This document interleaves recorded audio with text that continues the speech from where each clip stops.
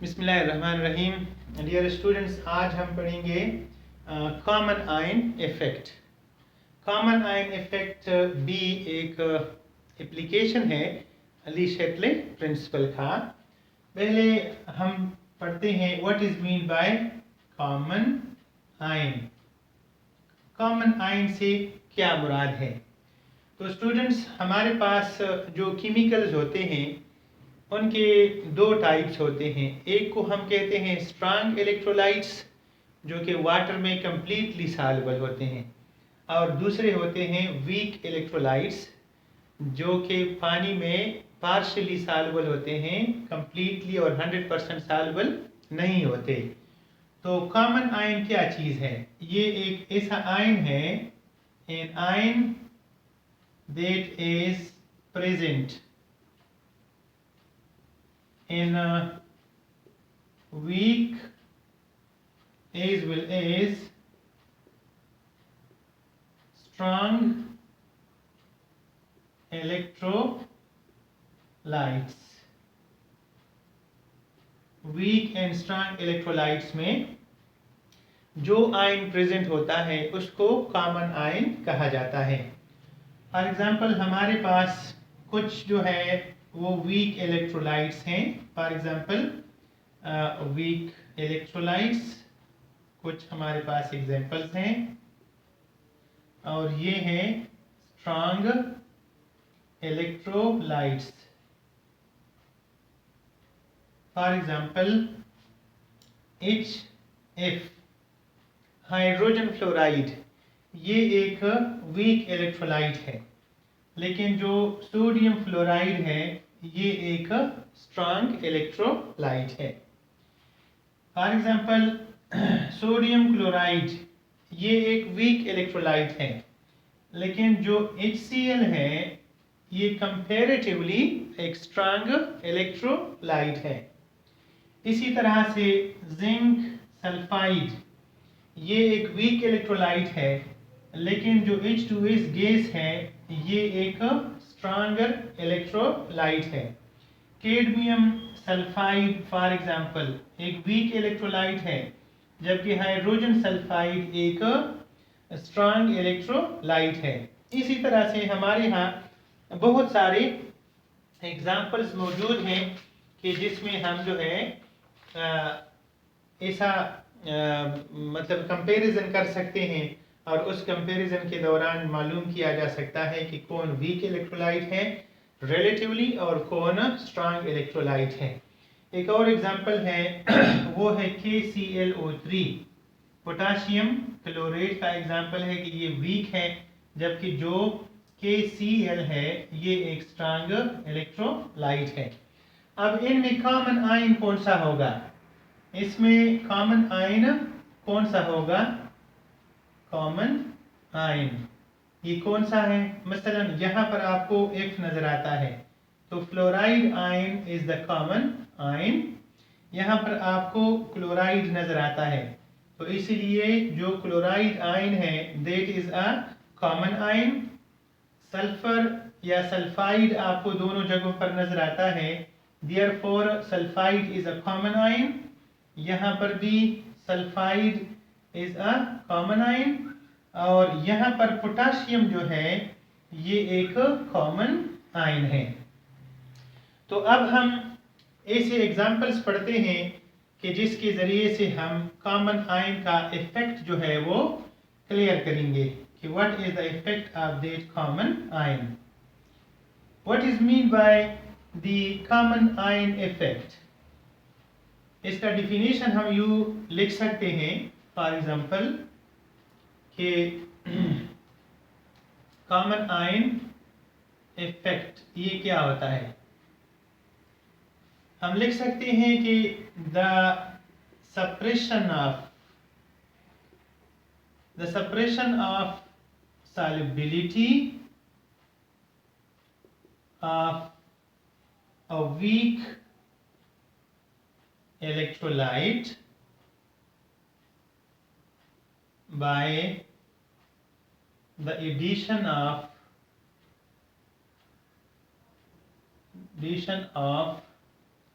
a strong electrolyte, a stronger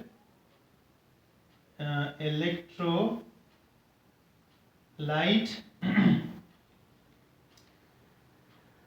The suppression of solubility of a weak electrolyte by the addition of a strong electrolyte having a common ion is called common ion effect.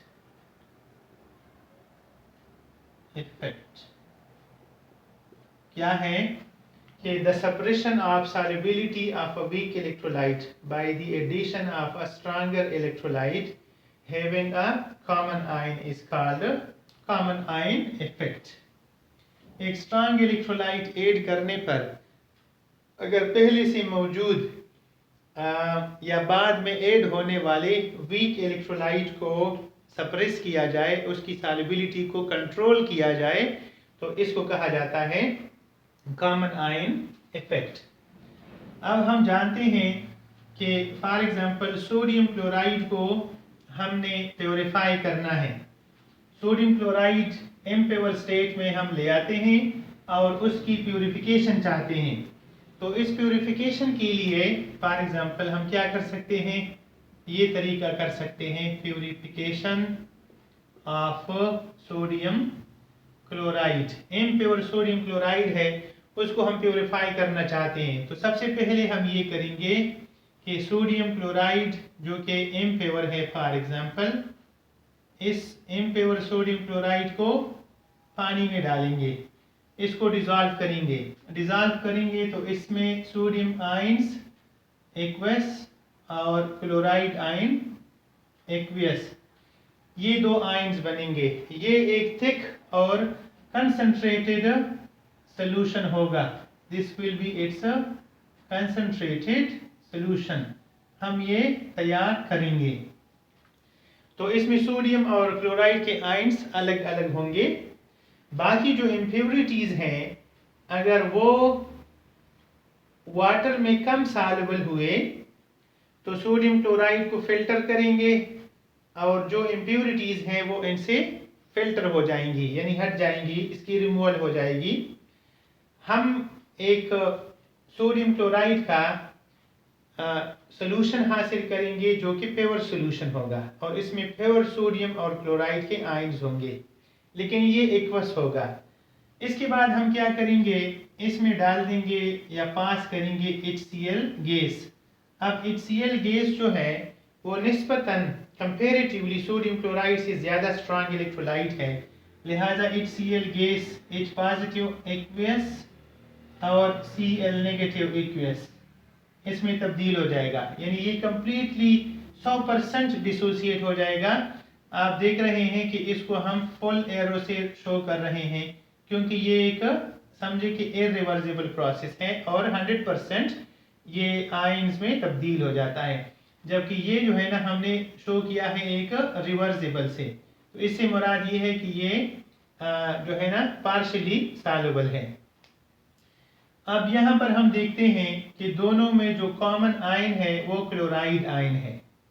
ये equilibrium हमारे पास पहले से मौजूद था, हमने इसमें add कर दिया क्लोराइड के आयंस. अब क्लोराइड आयंस इंक्रीज करने से आपको पता है कि ली शटले प्रिंसिपल के मुताबिक जब हम प्रोडक्ट के किसी भी कंपोनेंट में इजाफा करेंगे तो हमारा रिएक्शन बैकवर्ड आएगा और by the addition of chloride ion, by the addition of chloride common ion, ये एक कॉमन आयन है. The following reaction will occur. कौन सा रिएक्शन हो जाएगा, ये रिएक्शन हो जाएगा या हैपन. वो इस तरह से होगा कि सोडियम के आयंस और क्लोराइड के आयंस ये आपस में मिलेंगे और इन दोनों के मिलने से सोडियम क्लोराइड सॉलिड स्टेट में क्रिस्टल्स की फॉर्म में हासिल हो जाएगा. तो स्टूडेंट्स एक्सपेरिमेंटली इसको देखा गया है, इसको आप लेबोरेटरी में भी कर सकते हैं कि आप एक बीकर में saturated solution of sodium chloride तैयार करें, उसके बाद HCl गैस उनमें से पास करें तो आप देखेंगे कि सोडियम क्लोराइड के वाइट खूबसूरत से क्रिस्टल्स डिपॉजिट हो जाते हैं। इसलिए हम कह सकते हैं कि in the purification of sodium chloride we can use the common ion effect or Le Chatelet principle. Second, हम जब एनालिसिस करते हैं साल्ट एनालिसिस, उसमें बाज़ दफ़ा हमें किसी इलेक्ट्रोलाइट को या किसी साल्ट को उस साल्ट को प्रिसिपिटेट करने के लिए हमें concentration of a particular ion कम चाहिए होता है। तो उसको प्रिसिपिटेट करने के लिए हम एक इलेक्ट्रोलाइट के सॉल्युबिलिटी को सप्रेस करते हैं या उसको डिक्रीज करते हैं, सो द कंपाउंड और the salt can easily be precipitated. Number 2, for example हम ये लिख सकते हैं to precipitate for example cadmium sulfide or cadmium sulfide, for example iron sulfide, lead sulfide etc. इस तरह के कंपाउंड्स को प्रिसिपिटेट करने के लिए क्या है कि low concentration of sulphide ions is required.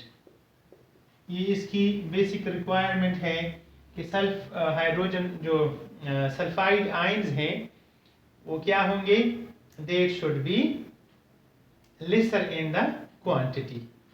तो इसके लिए क्या करते हैं, इसके लिए ये करते हैं कि फॉर एग्जांपल हमारे पास सपोज कर लें कि सोडियम सल्फाइड Na2S ये एक स्ट्रॉन्ग इलेक्ट्रोलाइट है। This is a strong electrolyte.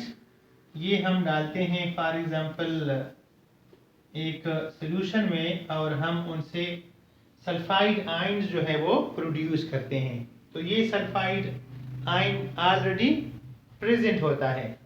इसके बाद हम ले आते हैं हाइड्रोजन सल्फाइड गैस और इस हाइड्रोजन सल्फाइड को हम आयोनाइज करते हैं। इस तरह से प्रोटॉन्स और सल्फाइड के आयंस इनसे प्रोड्यूस हो जाते हैं। तो चूंकि हम चाहते हैं कि हाइड्रोजन सल्फाइड जो है वो ज़्यादा से ज़्यादा डिज़ोल्व ना हो और कम से कम डिज़ोल्व हो, तो हमने शुरू में एडवांस में सोडियम सल्फाइड पहले से डाला होता है।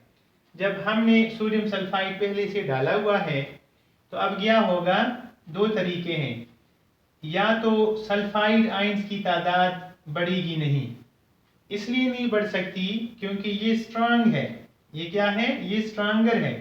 जब ये स्ट्रांगर है तो इसकी सॉल्युबिलिटी के ऊपर कोई इफेक्ट नहीं होगा। अलबत्ता रिवर्सली ऐसा हो जाएगा कि चूंकि एक मोर सॉल्युबल मटेरियल पहले से सॉल्यूशन में प्रेजेंट है, लिहाजा जो सेकंड इलेक्ट्रोलाइट हम अभी ऐड करेंगे तो उसके एडिशन को ये वाला क्या करेगा, सप्रेस कर लेगा और इस सप्रेशन की वजह से this will not be allowed to dissociate 100%।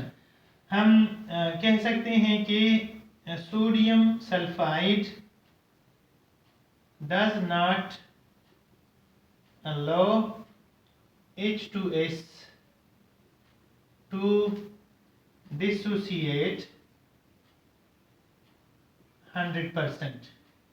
ये 100% इसको डिसोसिएट नहीं करने देता, जिसकी वजह से फिर सल्फाइड की तादाद और उनका कंसंट्रेशन ज़्यादा नहीं बनेगा तो हमारा ये काम होगा कि कैडमियम सल्फाइड, आयरन सल्फाइड वगैरह को आसानी के साथ हम प्रिसिपिटेट कर सकेंगे।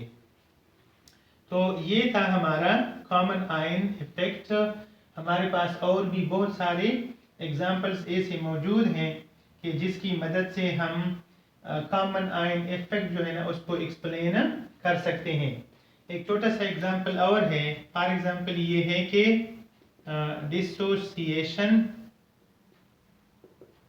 dissociation of KClO3 is suppressed by, इसको सप्रेस्ड किया जाता है बाय KCl।